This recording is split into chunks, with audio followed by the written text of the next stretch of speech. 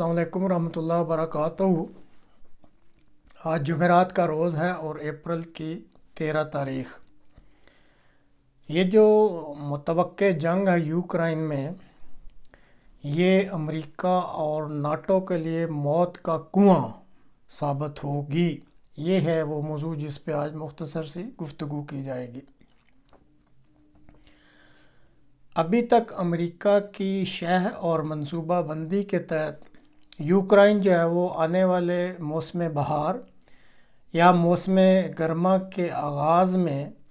روسی افواج پر ایک بڑے حملے کا منصوبہ بنا رہی ہے یا اس کی منصوبہ بندی انہوں نے کر لی ہے، اور اس حملے کے لیے دراصل جو موسم ہے اس کی موافقت کا یعنی فیوریبل موسم کا جو ہے وہ شدت سے انتظار کیا جا رہا ہے۔ حال ہی میں امریکہ کی طرف سے کچھ خفیہ ڈاکومنٹس کا افشا کیا، یعنی ان کو لیک کیا گیا ہے۔ تو ان ڈاکومنٹس کے مطابق جو اس وقت تک یوکرائن ہے اس نے 12 بریگیڈ جو ہیں، یہ فوج کی ایک فارمیشن ہے، اس کے لیے یہ ٹرم استعمال ہوتی ہے جیسے کور، ڈویژن، بریگیڈ، بٹالین وغیرہ۔ تو یوکرائن نے اب تک جو 12 بریگیڈ ہیں وہ ترتیب دے دی ہیں، اور ان 12 بریگیڈوں میں سے جو 9 بریگیڈ ہیں ان کو اس نے امریکہ اور یورپ کی طرف سے جو ماڈرن اسلحہ دیا گیا ہے اس سے لیس کیا ہے، اور اسی طرح جو 3 بریگیڈ ہیں ان کو جو روسی ساخت کے پرانے ہتھیار بعض یورپین ممالک، مشرقی یورپ کے ممالک سے ملے ہیں یا ان کے پاس جو پہلے تھے، ان کی مدد سے وہ 3 بریگیڈ جو ہیں وہ لیس کیے گئے ہیں۔ اسی طرح ہر بریگیڈ میں جو فوجیوں کی تعداد ہے وہ 3 سے لے کے 5000 تک، مطلب یہ ویریبل ہوگی۔ اب یہ جو آنے والے دنوں میں یوکرائن روس پر حملہ کرنا چاہتا ہے، اس کا جو منصوبہ ہے وہ دراصل امریکہ کی ایک انڈر سیکرٹری آف اسٹیٹ ہیں فار پولیٹیکل افیئرز، جو کہ وکٹوریا نولینڈ ہے۔ یہ دراصل ان کا سارا منصوبہ ہے، اور کہا جاتا ہے کہ اس وقت بائیڈن انتظامیہ میں یہ جو انڈر سیکرٹری ہیں یہ روس کی سخت ترین دشمن سمجھی جاتی ہیں، اور اس منصوبہ کے جو مطابق ہے وہ یوکرائن کو کہا گیا ہے کہ تم نے حملہ کر کے کرائمیا کو ہر صورت واپس لینا ہے، اور یہ بھی ممکن ہے کہ روس کی توجہ بٹانے کے لیے کرائمیا کے ساتھ ساتھ جو ویسٹوپول پورٹ ہے اس پہ بھی حملہ کر دیا جائے۔ اب ایک طرف تو یہ منصوبہ افشا کیا جا رہا ہے کہ یہ یوکرائن کی جو پلاننگ ہے، لیکن دوسری طرف جو زمینی حقائق ہیں وہ بھی ساتھ ہی افشا کر دیے گئے ہیں امریکہ کی طرف سے۔ اب ان زمینی حقائق کے مطابق جو خفیہ انفارمیشن لیک کی گئی ہے، یہ جو 9 بریگیڈ امریکہ اور یورپ کی مدد سے ان کو ہتھیار اور اسلحہ دیا گیا ہے، ان کے لیے ایک ٹرم استعمال کی گئی ہے کہ یہ ایک قسم کا چوں چوں کا مربع، جو آپ اردو سمجھتے ہیں کہ چوں چوں کا مربع سا بن گیا ہے، کیونکہ اس وقت جو یہ ہتھیار اور اسلحہ دیا گیا ہے وہ America, Poland, Slovakia, Germany, UK، Canada, Italy, Netherland, France اور فن لینڈ، یہ ہیں ممالک جن کے پاس جو ہتھیار موجود تھے انہوں نے وہ یوکرائن کو دے دیے ہیں۔ اب سوال یہ پیدا ہوتا ہے، جو ماہرین ہیں وہ کہتے ہیں کہ جب یہ چوں چوں کا مربع ہو میدان جنگ میں، تو بھلا ان ہتھیاروں سے یوکرائن کیسے ایک افیکٹو جنگ لڑ سکتا ہے؟ اگر فرض کریں کہ جنگ کے دوران ضرورت پڑ جاتی کوئی اسپیئر پارٹس کی یا کوئی چیز تبدیل کرنے کی، یا ایک جو ویپن ہے وہ تباہ ہو جاتا ہے، اس کی جگہ ریپلیسمنٹ پڑ جاتی ہے، تو یوکرائن کے پاس ایسی کوئی سہولت نہیں ہوگی کہ وہ ان ہتھیاروں کی ریپلیسمنٹ کر سکے یا ان کو ریپیئر کروا سکے۔ امریکہ نے یوکرائن کی اشک شوئی کے لیے پولینڈ اور رومانیہ میں کہنے کو ورکشاپس تو کھول دی ہیں، لیکن جیسا کہ آپ نقشہ میں دیکھ رہے ہیں کہ یہ دونوں ممالک جو ہیں اس وقت میدان جنگ سے کافی فاصلہ پر ہے اور یوکرائن کو ان ورکشاپس کا کوئی فائدہ ہوتا نہیں لگتا۔ اس کے بعد اب جو خفیہ ڈاکومنٹس میں اور انفارمیشن لیک کی گئی ہے وہ یہ ہے کہ اس وقت جو یوکرائن کا ایئر ڈیفنس سسٹم ہے اس میں بھی ہتھیاروں اور گولہ بارود کی شدید کمی ہے۔ اسی طرح جو Patriot air defence system Ukraine کو امریکہ کی طرف سے دیا گیا تھا وہ بھی اس وقت سٹاک میں موجود نہیں ہے، اور جو کوئی چیزیں موجود ہیں بہت ہی کم ہیں۔ تو اس صورتحال میں صاف طور پہ یہ نظر آ رہا ہے کہ اگر یہ جنگ شروع ہوتی ہے تو اس میں فضائی برتری جو ہے وہ روس کو حاصل ہوگی۔ اور اس کے علاوہ ایک اور چیز جو لیک کی گئی ہے وہ یہ ہے کہ توپ خانہ بڑے کیلیبر کا، جیسے 155 120 وغیرہ، یہ بڑے کیلیبر کا توپ خانہ کہلاتا ہے۔ تو ان کی جو توپیں ہیں وہ بڑی مقدار میں موجود ہیں، لیکن جو ان میں گولہ استعمال ہوتا ہے وہ گولے مہیا نہیں ہیں۔ اور اسی انفارمیشن میں یہ بتایا گیا ہے کہ یوکرائن کو 1 ملین گولے دیے گئے تھے جو کہ اس نے سارے کے سارے فائر کر دیے ہیں،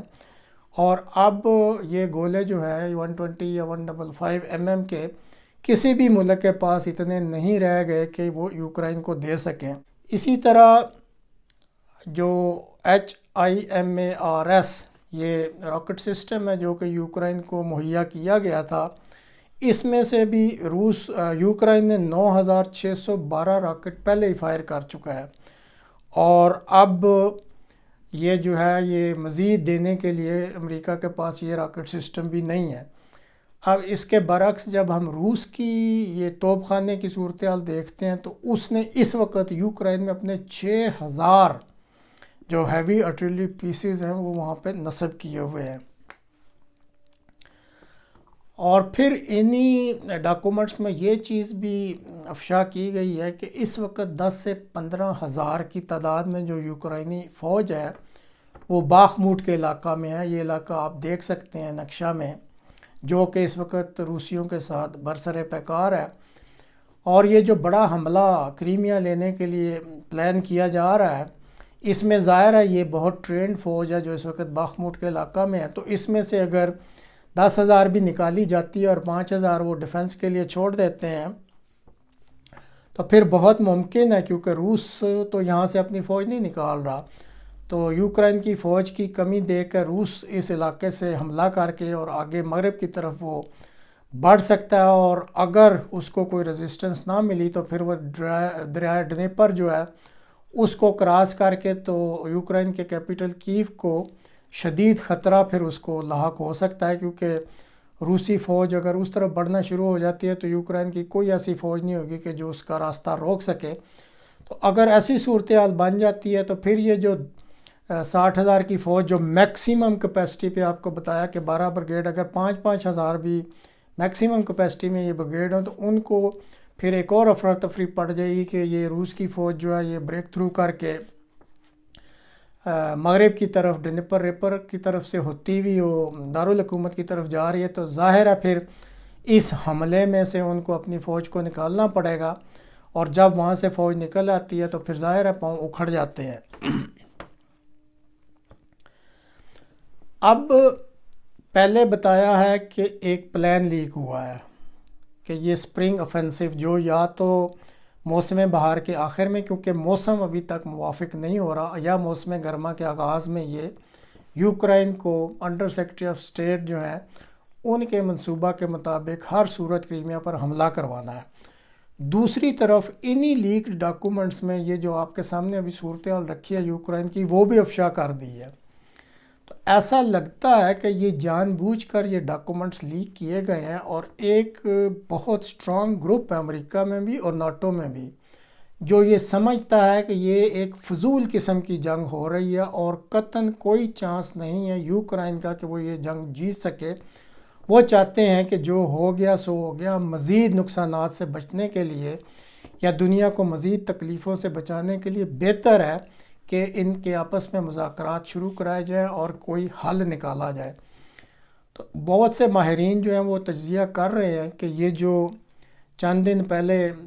سوشل میڈیا کے ذریعے یہ چند ڈاکومنٹ جو 50-55 صفحے لیک کیے گئے ہیں، جس کی میں نے کچھ تفصیل آپ کو بتائی، بہت ساری تفصیلات ہیں اور ملک بھی اس میں انوالو ہے،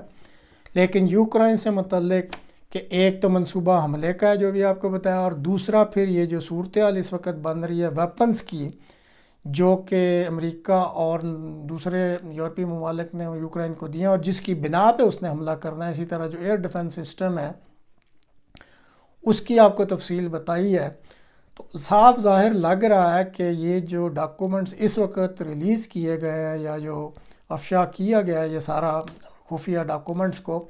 تو اس کے پیچھے دو تو نہیں بلکہ ایک ہی بڑا مقصد لگ رہا ہے کہ کسی طریقے سے یوکرائن اور امریکہ میں اور یورپ میں جو ایسے خیالات کے حامل ہیں کہ نہیں یہ جنگ ہونی چاہیے اور کریمیا واپس لینا چاہیے، تو ان کے سامنے صحیح جو زمینی صورتحال ہے ان ڈاکومنٹس کے ذریعے رکھ دی گئی اور کوشش کی جائے گی کہ یہ جنگ نہ ہو، سٹیل میٹ جیسے ایک صورتحال ہوتی ہے کہ اس طرح کی صورتحال کچھ چلا کے پھر ان کو مذاکرات کی ٹیبل پر لایا جائے۔ تو اب دیکھتے ہیں کہ آگے چل کے کیا ہوتا ہے۔ تو آخر میں پاکستان سے متعلق صرف ایک دو چیزیں ہی ہیں کہ ایک تازہ انکشاف ہوا ہے جس کے مطابق امریکہ کی ایک سابق ہے رکن کانگریس، اور وہ کسی وقت صدارتی امیدوار بھی تھی، سنتھیا میکینی، انہوں نے دعویٰ کیا ہے کہ امریکہ جو ہے وہ عمران خان کی حکومت کو گرانے میں براہ راست ملوث تھا، اور ان کے بیان کے مطابق چونکہ عمران خان روس پر پابندیوں کے خلاف تھا، روس کی مذمت نہیں کرنا چاہتا تھا، اور اسی طرح CIA کو وہ ایئر بیس بھی نہیں دینا چاہتا تھا امریکی مفادات کے لیے، اور ایران اور کیوبا کی طرح فلسطین کا وہ زبردست حامی تھا، تو اس لیے پھر امریکہ نے پوری طرح کوشش کر کے عمران خان کی حکومت کو چلتا کیا۔ اور آخر میں ایک اور چھوٹا سا انکشاف کہ حال ہی میں ریٹائرڈ جنرل باجوہ جو پہلے چیف تھے، انہوں نے 11 ایسے ریٹائرڈ جرنیلوں کو جو کہ اس وقت مین سٹریم میڈیا یا سوشل میڈیا پہ بڑے ایکٹیو ہیں اور وہ پروگرام کرتے رہتے ہیں، ان کو باقاعدہ دعوت دی کہ وہ ان سے ملنا چاہتے ہیں۔ ایک میٹنگ پہ ان کو بلایا اور کہا کہ یہ جو میں نے عمران خان صاحب کی حکومت کو تبدیل کیا تھا اس کے بارے میں کچھ وضاحتیں پیش کرنا چاہتا ہوں، لیکن جنرل باجوہ صاحب کو اس وقت سخت خفت اٹھانی پڑی اور سخت شرمندگی ہوئی، ایک قسم کی بے عزتی کی گئی کہ ان 11 کے 11 جرنیلوں میں سے